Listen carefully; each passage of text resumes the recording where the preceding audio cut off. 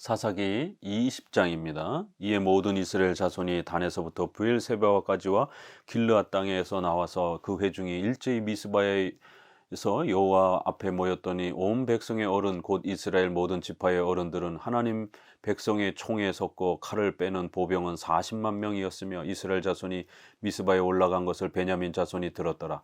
이스라엘 자손이 이르되 이 악한 일을 어떻게 일어났는지 우리에게 말하라 하니 레이 사람 곧 죽임을 당한 여인의 남편이 대답하여 이르되 내가 내 첩과 더불어 베냐민에 속한 기브아에 유숙하러 갔더니 기브아 사람들이 나를 치러 일어나서 밤에 내가 묵고 있던 집에 에워싸고 나를 죽이려고 하고 내 첩을 욕보여 그를 죽게 한지라. 내가 내 첩의 시체를 거두어 쪼개서 이스라엘 기업의 온 땅에 보냈나니 이는 그들이 이스라엘 중에서 음행과 망령된 일을 행하였기 때문이라. 이스라엘 자손아 너희가 다 여기 있은즉 너희 의견과 방책을 낼지니라 하니라. 모든 백성이 일제히 일어나 이르되 우리가 한 사람도 자기 장막으로 돌아가지 말며 한 사람도 자기 집으로 들어가지 말고 우리가 이제 기브아 사람에게 이렇게 행하리니 곧 제비를 뽑아서 그들을 치되 우리가 이스라엘 모든 지파 중에서 100명에 10명, 1000명에 100명, 10,000명에 1000명을 뽑아 그 백성을 위하여 양식을 준비하고 그들에게 베냐민 기브아에 가서 그 무리가 이스라엘 중에서 망령된 일을 행한 대로 징계하게 하리라 하니라. 이와 같이 이스라엘 모든 사람이 하나같이 합심하여 그 성읍을 치려고 모였더라. 이스라엘 지파들이 베냐민 온 지파의 사람들을 보내어 두루다니며 이르기를 너희 중에서 생긴 이 악행이 어찌 됨이냐. 그런즉 이제 기브아 사람들 곧 그 불량배들을 우리에게 넘겨주어서 우리가 그들을 죽여 이스라엘 중에서 악을 제하여 버리게 하라 하나. 베냐민 자손이 그들의 형제 이스라엘 자손의 말을 듣지 아니하고 도리어 성읍들로부터 기브아에 모이고 나가서 이스라엘 자손과 싸우고자 하니라. 그때 그 성읍들로부터 나온 베냐민 자손의 수는 칼을 빼는 자가 모두 2만 6천 명이요 그 외에 기브아 주민 중 택한 자가 700명인데 이 모든 백성 중에서 택한 700명은 다 왼손잡이라 물매로 돌을 던지면 조금도 틀림이 없는 자들이더라. 결국 이 레이 사람의 이 가정사 문제는 12지파의 전체의 결국 전쟁이라고 하는 형제들끼리 교인들끼리 죽이고 죽는 심각한 전쟁의 위기를 불러온 것입니다. 그래서 미스바의 여호와 앞에 모여 이러면서 하나님의 백성의 총회에 이제 어른들이 섰고 이렇게 아주 부패한 이스라엘 백성들이지만 여호와의 백성, 하나님의 백성이라는 이 명칭이 이렇게 또 불려지고 있는 겁니다. 이렇게 하나님의 백성이라고 하는 이 백성들이 지금 서로를 죽이려고 이방인을 적을 죽이려는 것도 아니고 같은 성도와 교인을 죽이려고 이렇게 또 미스바에 또 하나님 앞에 모여가지고 또 이 일을 의논하는 이렇게 하나님 앞에 여호와의 백성으로서 성도를 서로 죽이려고 이렇게 모여 있는 이 장면이 얼마나 극대조를 이룹니까? 40만 명이나 모여 있는 것을 보게 됩니다. 어떤 일이냐라고 하니까 이제 레인이 또 이제 죄를 범합니다. 자기의 잘못은 아주 교묘히 속이고 결국 베냐민 지파가 잘못한 것만 이렇게 드러냅니다. 내가 내 첩의 시체를 거두어 쪼개서 이렇게 보내었다. 바로 그들이 이스라엘 중에서 음행과 망령된 일을 행하였기 때문이라. 이렇게 남의 죄만 강조하면서 정작 자기도 지금 첩을 두면서 그렇게 음행을 하고 악행을 하고 있으면서 마치 베냐민 남들만 악행과 음행을 하고 있는 것처럼 또 이렇게 자기 죄를 가리우고 핑계대는 이런 모습도 레인의 이런 종교 지도자의 이러한 참혹한 비참한 모습을 그대로 드러냅니다. 그러자 이제 결국 그 무리들이 이스라엘 백성들이 이스라엘 중에서 망령될 일을 행한 대로 아주 징계하리라 그러면서 결국 반드시 이 부분에 대해서 악을 행한 자를 죽이겠다라고 이러면서 결국 모여듭니다. 아니 지금 형제 교인을 죽이는 거는 그러면 정당한 것입니까? 이스라엘 가운데 이렇게 망령된 일이 없었다라고 베냐민 지파가 잘못한 건 분명히 죄입니다. 근데 또 자기의 형제를 죽이려고 덤벼드는 거는 그건 죄가 아닙니까? 서로 망령된 일을 행하면서 마치 자기의 행동은 의롭고 정의로운 것처럼 이런 아주 속임에 빠져 있는 것입니다. 다행히 그래도 불량배들을 넘겨주면 이제 베냐민 전체를 죽이진 않겠다, 전쟁을 하질 않겠다라고 하면서 조건을 제시했지만 결국 이 악독한 베냐민 지파는 정의를 실현하기보다는 오히려 그 불량배들을 보호하면서 오히려 불량배 편에 서게 되는 베냐민 지파의 이러한 아주 인색함, 구두쇠와 같은 모습, 더 나아가서 또 동성애자들을 불량배들을 옹호하며 같이 그 동성애에 참여하고 옹호하는 이러한 교인들의 이런 어리석고 무지한 이러한 모습, 결국 이 베냐민 지파 동성애를 옹호하고 이 죄를 바로잡지 않았던 결국 이 베냐민 지파를 하나님이 얼마나 무섭게 징벌하시는지 이제 계속해서 나오는 겁니다. 백성들이 전부 죽고 600명만 겨우 목숨을 남게 되는 무시무시한 이 동성애를 옹호했던 교회와 교인들에 대해서 하나님이 얼마나 무섭게 벌하시는지 구약에 이렇게 예를 들어서 우리에게 경고하시는 것입니다. 오늘날 동성애를 옹호하고 입법화하려고 하는 이러한 진보주의적인 좌파주의적인 이러한 그 정당을 옹호하는 이러한 진보적 성향의 목회자들과 좌파 성향의 이러한 교회들은 하나님 앞에 무서운 경고를 들으셔야 됩니다. 결국 이스라엘 자손과 싸우고자 하더라. 그래서 40만 명이 모였고 또 26,700명 정도가 베냐민 지파가 모였습니다.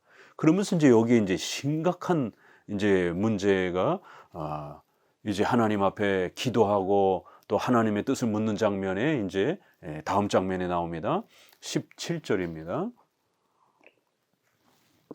베냐민 자손 외에 이스라엘 사람으로서 칼을 빼는 자의 수는 40만 명이니 다 전사라. 이스라엘 자손이 일어나 베델에 올라가서 하나님께 여쭈어 이르되 우리 중에 누가 먼저 올라가서 베냐민 자손과 싸우리까 하니 여호와께서 말씀하시되 유다가 먼저 갈지니라 하시니라. 이스라엘 자손이 아침에 일어나 기브아를 대하여 진을 치니라. 이스라엘 사람이 나가 베냐민과 싸우려고 전열을 갖추고 기브아에서 그들과 싸우고자 하매 베냐민 자손이 기브아에서 나와서 당일에 이스라엘 사람 22,000명을 땅에 엎드려뜨렸으나 이스라엘 사람들이 스스로 용기를 내어 첫날 전열을 갖추었던 곳에서 다시 전열을 갖추니라. 이스라엘 자손이 올라가서 여호와 앞에 저물도록 울며 여호와께 여쭈어 이르되 내가 다시 나아가서 내 형제 베냐민 자손과 싸우리까 하니 여호와께서 말씀하시되 올라가서 치라 하시니라. 그 이튿날에 이스라엘 자손이 베냐민 자손을 치러 나아가매 베냐민도 그 이튿날에 기브아에서 그들을 치러 나와서 다시 이스라엘 자손 18,000명을 땅에 엎드려뜨렸으니 다 칼을 빼는 자였더라. 이에 온 이스라엘 자손 모든 백성이 올라가 베델에 이르러 울며 거기서 여호와 앞에 앉아서 그날이 저물도록 금식하고 번제와 화목제를 여호와 앞에 드리고 이스라엘 자손이 여호와께 물으니 그때에 하나님의 언약궤가 거기 있고 아론의 손자인 엘르아살의 아들 비느하스가 그 앞에 모시고 섰더라. 이스라엘 자손들이 여쭈기를 우리가 다시 나아가 내 형제 베냐민 자손과 싸우리까 말리까 하니 여호와께서 이르시되 올라가라. 내일은 내가 그를 내 손에 넘겨주리라 하시는지라. 이제 이스라엘 백성들이 모여서 3번이나 하나님 앞에 이 전쟁을 어떻게 해야 될지를 묻습니다. 그런데 여기서 이제 놀라운 것은 이 이스라엘 백성들이 자기 형제들을 죽이려고 하면서 이 악을 행하면서 하나님께 기도를 하는 거예요. 그럼 이들의 이러한 그 신앙의 행위는 과연 옳은 것인가? 또 하나님께서 이들의 이 악행, 자기 교인과 형제를 죽이려고 하는 이러한 기도의 요청을 하나님이 허락하십니다. 왜 하나님은 이 죄악을 이스라엘 백성들이 행하도록 허락하시는가? 바로 이 아주 어려운 그러한 또 이 신관에 대한 하나님의 작정과 섭리와 인간의 죄에 대한 책임에 대한 부분이 아주 여기에 깊이 있게 소개가 됩니다. 첫 번째 기도 제목을 보게 되면 베델에 올라가서 이렇게 실로에 있었던 것을 임시로 옮겼는지 이렇게 베델에 올라가서 거기에 비느하스도 있고 비느하스가 얼마나 이렇게 유명한 또 그러한 또 이 제사장 아론의 가문이었습니까? 이러한 그 내용들을 가지고 있는 상황입니다. 그래서 이제 하나님께 기도하면서 요청할 때 누가 먼저 올라가서 베냐민 자손과 싸우리까? 여기 이제 이 기도에 함정이 있는 겁니다. 이 싸움은 해서는 안 되는 겁니다. 왜냐하면 이스라엘 12지파는 교회요 하나님의 백성들이기 때문에 성도들끼리 서로 싸우고 죽이는 거를 이걸 어떻게 하나님이 허락하시고 좋아하시겠습니까? 절대로 해서는 안 되는 거예요. 근데 이미 벌써 복수심에 불타서 전쟁은 이미 벌써 하기로 결심을 하고 12지파 중에 누가 먼저 올라갈 것이냐를 묻고 있는 겁니다. 자기들이 원하는 욕심은 이미 벌써 다 결정을 해놓고 하나님께 기도를 하는 겁니다. 이게 아주 전형적인 기복주의적 기도죠. 자기가 원하는 바는 이미 다 결정해 놓고 하나님 도와달라라고 내가 이렇게 행할 테니까 기도하면서 도와달라라고 하는, 만약 그 내용, 결정의 내용이 죄악된 것이면 어떡할 겁니까? 아예 그 자체를 포기해야 되는 거예요. 그런데 이미 전쟁하기로는 결정을 해놓고 누가 먼저 나가서 이렇게 전쟁을 해야 됩니까?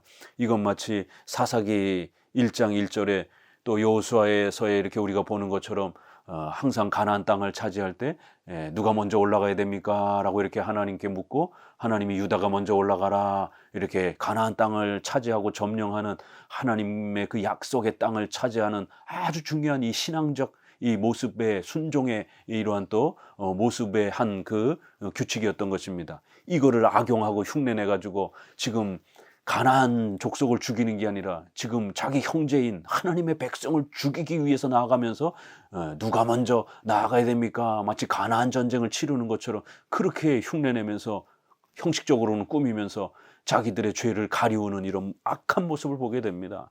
누가, 여기에 이제 중요한 함정이 있었던 것입니다. 그리고 두 번째 질문에는 누가라는 말이 빠지고 한 번 이제 전쟁에서 실패하자 뭔가 이거 잘못됐구나라고 이제 고민하면서 두 번째 하나님께 요청을 하는데, 내 형제 베냐민 자손과 싸우리까, 이렇게 또 기도를 합니다. 여기는 단어 하나가 추가가 됐습니다. 내 형제. 이스라엘 백성들은 형제인 겁니다. 하나님의 자녀요 백성들인 것이에요. 그리스도께서 핏값으로 값주고 사신 하나님의 자녀들인 것입니다. 근데 그 형제랑 싸우는 게 하나님 어떻게 해야 됩니까? 이거는 기도하면 안 되는 겁니다. 내 형제라고까지 고백을 하면서 그 형제를 죽이는 게 하나님의 뜻입니까? 아닙니까? 이거는 이미 벌써 하나님이 금지하신 것이죠. 그걸 왜 묻습니까? 그럼 물어서도 안 되는 겁니다. 그건 잘못된 기도인 겁니다. 그건 이미 벌써 하나님이 그렇게 하면 안 된다라고 엄히 경고한 겁니다. 근데도 자기 형제인 거를 뻔히 알면서 그 형제를 내가 죽여도 됩니까? 안 됩니까? 이건 마치 내가 하나님을 버려도 됩니까? 버리면 계속 섬겨야 됩니까? 이런 신앙의 근본된 내용을 묻는 거나 마찬가지죠.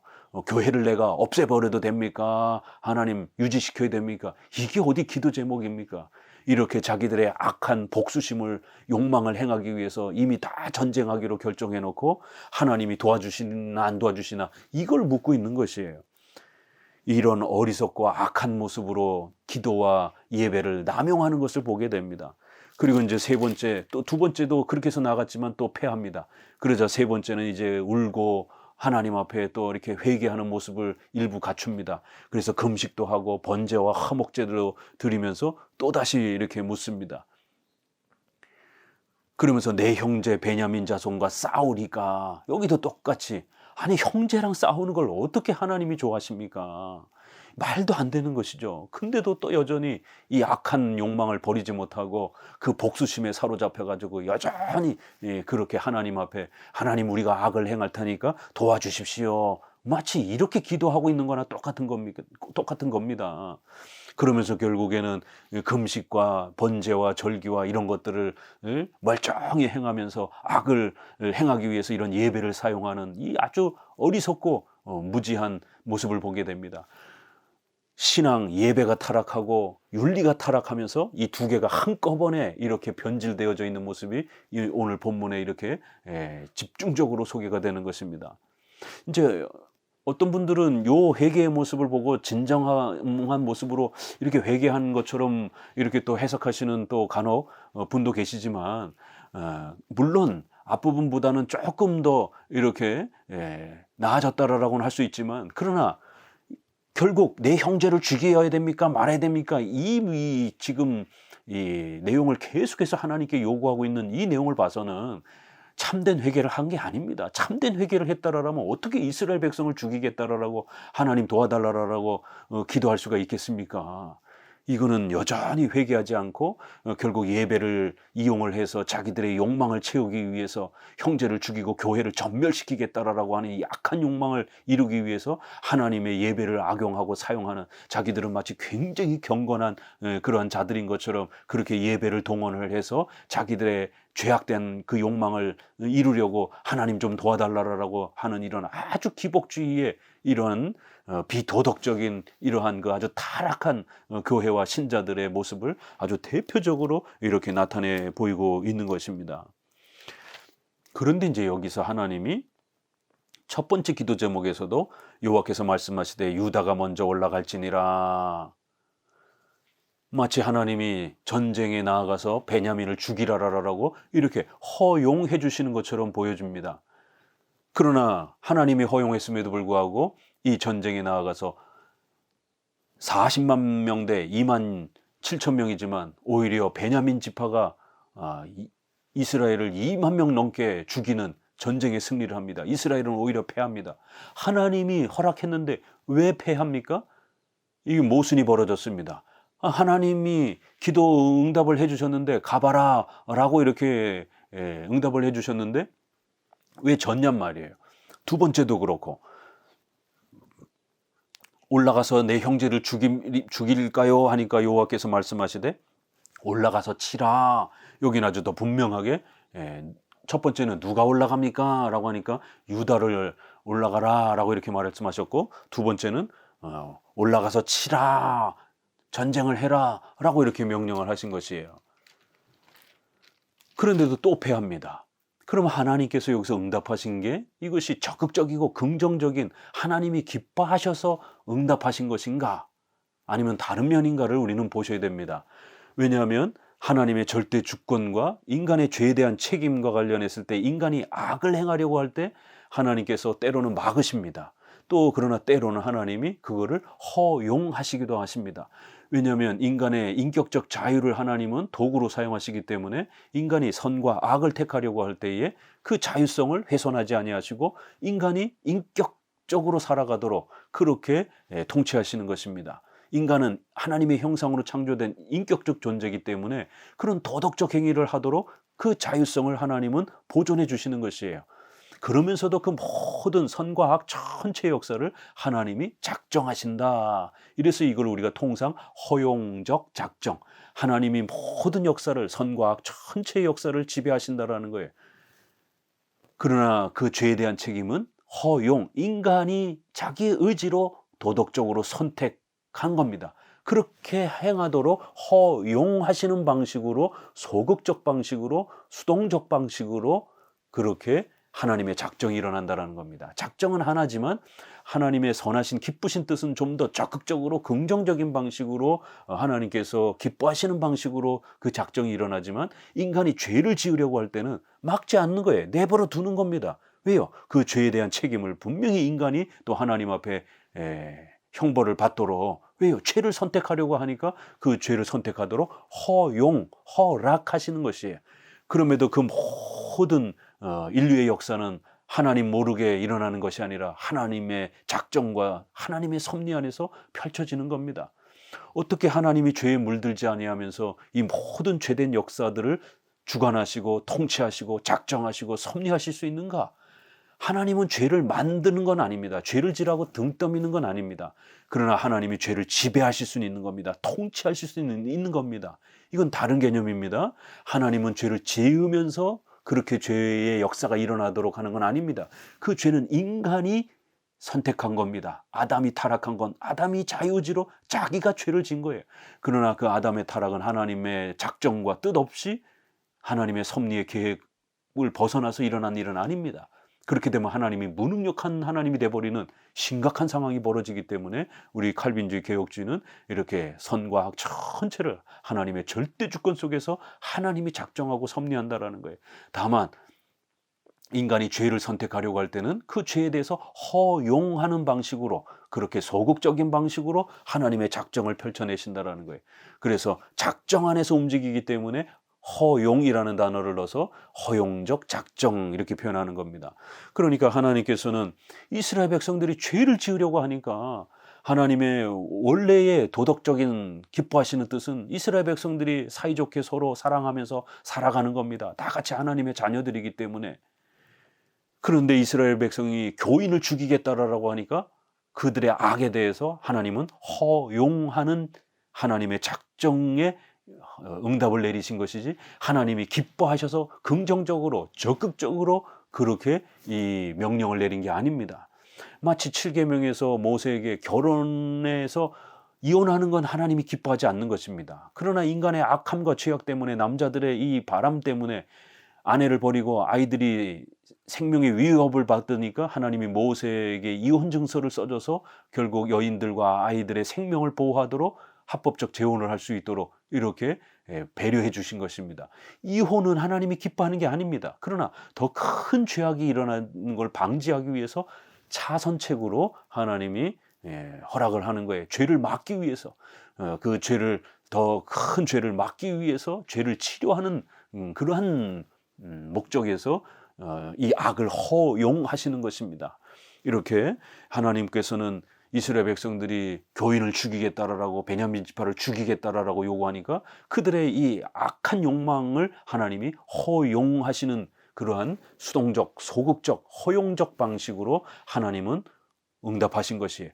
그렇기 때문에 전쟁에 나아가서 이스라엘 백성들은 패한 겁니다. 왜요?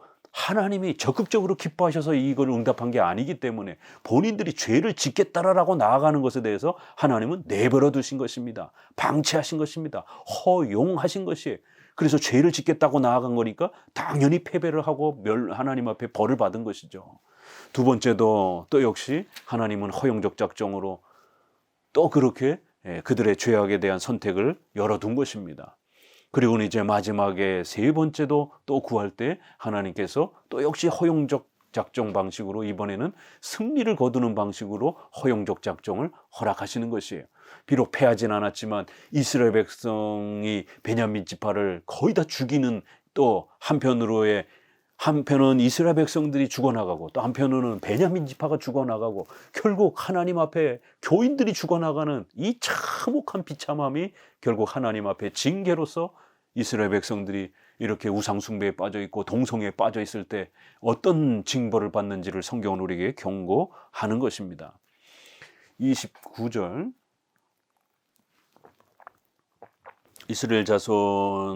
이스라엘이 기브아 주위에 군사를 매복하니라. 이스라엘 자손이 셋째 날에 베냐민 자손을 치러 올라가서 전과 같이 기브아에 맞서 전열을 갖추매 베냐민 자손이 나와서 백성을 맞더니 꾀임에 빠져 성읍을 떠났더라. 그들이 큰 길 곧 한쪽은 베델로 올라가는 길이요 한쪽은 기브아에 들러가는 길에서 백성을 쳐서 전과 같이 이스라엘 사람 30명가량을 죽이기 시작하며, 베냐민 자손이 스스로 이르기를 이들이 처음과 같이 우리 앞에서 패한다 하나, 이스라엘 자손이 이르기를 우리가 도망하여 그들을 성읍에서 큰 길로 꿰어내자 하고, 이스라엘 사람이 모두 그들의 처소에서 일어나서 바알 다말에서 전열을 갖추었고, 이스라엘의 복병은 그 장소 곧 기브아 초장에서 쏟아져 나왔더라.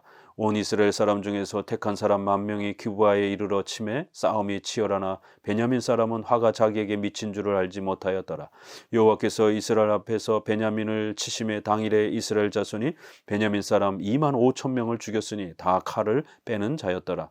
이에 베냐민 자손이 자기가 패한 것을 깨달으니, 이는 이스라엘 사람이 기브아에 매복한 군사를 믿고 잠깐 베냐민 사람 앞을 피하매 복병이 급히 나와 기브아로 돌격하고 나아가며 칼날로 온 성을 쳤음이더라. 처음에 이스라엘 사람과 복병 사이에 약속하기를 성읍에서 큰 연기가 치솟는 것으로 군호를 삼자 하고, 이스라엘 사람은 싸우다가 물러가고 베냐민 사람은 이스라엘 사람 30명가량을 쳐 죽이기를 시작하며 이르기를 이들이 틀림없이 처음 싸움같이 우리에게 패한다 하다가 연기 구름이 기둥같이 성읍 가운데서 치솟을 때에 베냐민 사람이 뒤를 돌아보매 온 성읍에 연기가 하늘에 닿았고 이스라엘 사람은 돌아서는지라. 베냐민 사람들이 화가 자기들에게 미친 것을 보고 심히 놀라 이스라엘 사람 앞에서 몸을 돌려 광야 길로 향하였으나 군사가 급히 추격하며 각 성읍에서 나온 자들을 그 가운데서 진멸하니라.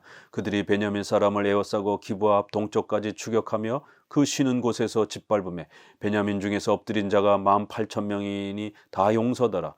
그들이 몸을 돌려 광야로 도망하였으나 림몬바위에 이르러 큰 길에서 이스라엘이 또 5,000명을 이삭 줍듯 하고 또 급히 그 뒤를 따라 기돔에 이르러 또 2,000명을 죽였으니 이날에 베냐민 사람으로서 칼을 빼는 자가 엎드러진 것이 모두 25,000명이나 다 용사이었더라. 베냐민 사람 600명이 돌이켜 광야로 도망하여 림몬바위에 이르러 거기에서 넉 달 동안을 지냈더라. 이스라엘 사람이 베냐민 자손 자손에게로 돌아와서 온 성읍과 가축과 만나는 자를 다 칼날로 치고 닥치는 성읍은 모두 다 불살랐더라. 결국 세 번째 전투에서 마치 과거에 여호수아가 아이성 전투에서 이렇게 승리한 것처럼 매복 이러한 또 전술을 펴가지고 결국 베냐민 지파를 속여가지고 결국 엄청난 승리를 거두게 됩니다. 여호와께서 이스라엘 앞에서 베냐민을 치심에 결국 비록 이것은 악한 목적으로 그렇게 형제를 죽이려고 시도한 그러한 이스라엘의 죄악이었지만 또 한편으로는 동성애에 빠져 있고 동성애를 옹호하고 동성애를 멀리하지 않았던 이 악한 교회와 성도들을 징벌하기 위한 또 하나님의 무서운 또 형벌의 심판의 또 섭리적인 역사였다라는 것을 성경은 이렇게 아주 명백하게 밝힙니다. 한편으로는 베냐민 지파를 하나님은 징계하고 또 한편으로는 이제 또 이스라엘 백성들을 징계하는 양쪽을 다 같이 이 전쟁에서 징계하면서 수만 명의 사람들이 죽어나가는 교회가 죽어나가는 이 참혹한 벌을 받는 것입니다. 하나님께서 치신 것이다. 우연히 정치적으로 죽은 게 아니라 하나님이 징벌하신 것이다 라고 이렇게 소개합니다. 36절부터는 앞부분에서 그 전쟁을 좀 더 자세하게 이렇게 소개를 하고 있습니다. 재차 결국 이렇게 매복에 걸려서 베냐민 지파는 18,000명, 5,000명, 2,000명 이렇게 25,000명이나 죽고 또 마지막 부분에서 한 1,000명 정도 죽어서 한 27,000명 정도가 이렇게 죽은 것입니다. 겨우 600명 정도가 이렇게 살아남은 것입니다. 마지막 구절이 무서운 것입니다. 베냐민 자손에게로 돌아와서 온 성읍과 가축과 만나는 자 전부를 생명이 있는 것, 호흡이 있는 것 모두를 죽이는 이 아주 잔혹한 무서운 폭력성을 보이는 것을 보게 됩니다. 이거는 마치 이스라엘 백성들이 여호수아서 6장 22절에 그 가나안을 정복할 때 여리고 성을 정복할 때 그렇게 하나님의 명령을 따라 호흡이 있는 그런 가축과 짐승 남녀노소 할 것 없이 전부 다 죽이는 그러한 하나님의 전쟁을 수행하는 것처럼 지금 이 이스라엘은 자기들이 교회를 죽이면서 마치 하나님의 명령을 수행하는 것처럼 이렇게 아이성 전투의 전략도 흉내내고 또 호흡이 있는 이런 모든 가축까지 정말 잔인하게 전부 다 죽이는 이러한 참혹한 일을 자기들이 마치 하나님의 그 위대한 여호수아의 전쟁을 마치 지금 행하고 있는 것처럼 이렇게 거짓된 신앙에 빠져서 결국 교회를 쑥대밭으로 만들고 교회를 짓밟고 전멸시키는 이런 무시무시한 죄에 빠져 있는 것을 보게 됩니다. 이거는 하나님 앞에서 올바른 것이 아니죠. 왜냐하면 가나안 족속을 죽이라고 했지 어떻게 교회를 죽이라고 그것도 가축과 호흡이 있는 것 하나 남김없이 전부 다 그렇게 죽이는 이런 잔혹함을 교회를 향해서 할 수가 있겠습니까? 결국 이스라엘 백성들은 자신들의 전쟁이 마치 하나님을 위한 전쟁인 것처럼 이렇게 경건한 그러한 것인 것처럼 가증스럽게 이렇게 형식적으로 외향적으로 이렇게 드러내면서 결국 교회를 짓밟고 죽이는 무시무시한 죄를 지금 범하고 있는 겁니다. 구약의 교회가 타락하니까 이런 심각한 비참함에 빠져 결국 타락하는 모습을 우리는 보게 됩니다. 오늘날 차별금지법, 전도를 하지 못하게 하는 이러한 모습, 또 동성애를 통해서 기독교 윤리가 붕괴되어지는 이러한 심각한 교회를 파괴하는 법들을 그렇게 진보 진영의 좌파적 성향의 목회자와 교회들이 이렇게 NCCK에 속해 있는 그러한 목회자들이 동성애 그 무지개 띠를 두르고 국회에 나가서 데모하면서 빨리 차별금지법 통과시키라고 동성애 합법화시키라고 이렇게 온갖 이 폐악적인 불신앙적인 교회를 죽이라라고 그렇게 앞다투어서 악행을 요청하는 이 일을 교인들이 하고 있는 목사가 하고 있는 이 참혹한 모습을 보게 됩니다. 더 나아가 개혁주의 안에도 특별히 이렇게 좌파적 성향의 이데올로기에 정치에 함몰되어 있는 또 이런 개혁주의 목사들도 여전히 그렇게 차별금지법과 동성애와 같은 이러한 진보 진영의 이러한 이슈에 대해서 침묵하고 자기들의 정치적 이데올로기를 벗어나지 못하고 결국에는 그들과 같은 입장을 취하는 것을 보게 됩니다. 이게 어찌 된 일입니까? 얼마나 참으로 참담한 일입니까? 더더구나 오직 성경을 부르짖으며 바르게 신앙을 하자라고 개혁하자라고 부르짖는 개혁주의 신학자들이 이렇게 좌파적 성향의 이러한 입장과 이데올로기에 빠져서 신앙보다도 국가 정치가 자기들을 더 많이 지배하면서 결국에는 교회를 죽이는 이러한 법들을 앞다투어서 그렇게 세워가려고 하는, 교인이 교회를 죽이고 짓밟는 이 일을 가장 앞장서서 행하는 오늘 우리 시대의 이러한 아주 참혹한 이 행태들을 우리는 사사기를 통해서 있는 그대로 보게 되는 거예요. 교회가 교회를 죽이면서 그렇게 경건하게 하나님 앞에 신앙으로 예배드리고 묻고 이러한 아주 외식은 아주 그럴듯하게 행하면서 결국에는 교회를 죽이는 그 일에 가장 앞장서서 죄악을 범하면서 거짓된 신앙에 빠져서 하나님 앞에 벌을 받는 이 참혹하고 비참한 교회의 타락을 우리는 가슴 아파하고 괴로워해야 되는 것입니다. 어쩌다가 이스라엘 백성이 이렇게까지 망가졌습니까? 이건 바로 1장에서 시작하는 것처럼, 여호수아서 마지막 장에 소개하는 것처럼 하나님을 버린 죄입니다. 성경을 버린 죄입니다. 교리 교육을 하지 않은 바로 무지에서 오면서 종교 혼합주의에 빠지고 결국 동성애와 같은 가정을 파괴하는, 가정의 질서가 붕괴되어지는 이러한 근원적 원인에서 바로 이 사사기에 전적으로 부패한 이러한 교회의 비참함과 불신앙의 모습이 폭발하는 것을 보게 됩니다. 오늘날도 바로 이러한 원인을 제대로 깨닫지 못하고 교회가 성경에 무지하고 교리교육에 무지하고, 특별히 또 개혁주의를 하는 또 이러한 목회자들, 교회들 교리를 강조한다 그러면서도 그 교리를 7대 교리와 같은 이런 전통적인 우리의 선조들의 올바른 이러한 신앙 고백에서부터 출발하는 게 아니라 자기들의 정치 이데올로기에 빠져가지고 개혁주의 신앙을 악용하고 남용하게 되면 결국 같은 죄를 범하게 되는 것입니다. 성경과 교리를 버리는 건 마찬가지인 것이에요. 성경에 가르치는 오직 믿음으로 구원받는 이신칭이, 그 다음에 십계명을 따라 기독교 윤리의 이런 본질적인 이러한 또 회복, 이것이 하나님의 말씀을 가르치는 거고 교리를 가르치는 것이지, 자기들의 정치적 이데올로기를 펼치려면서 그거를 마치 이 교리인 것처럼 이렇게 성경을 곡해하면 그거는 성경을 부정하는 것입니다. 오늘 사사기를 통해서 더욱 그 죄의 무서움들을 깨달으시기 바랍니다. 감사합니다.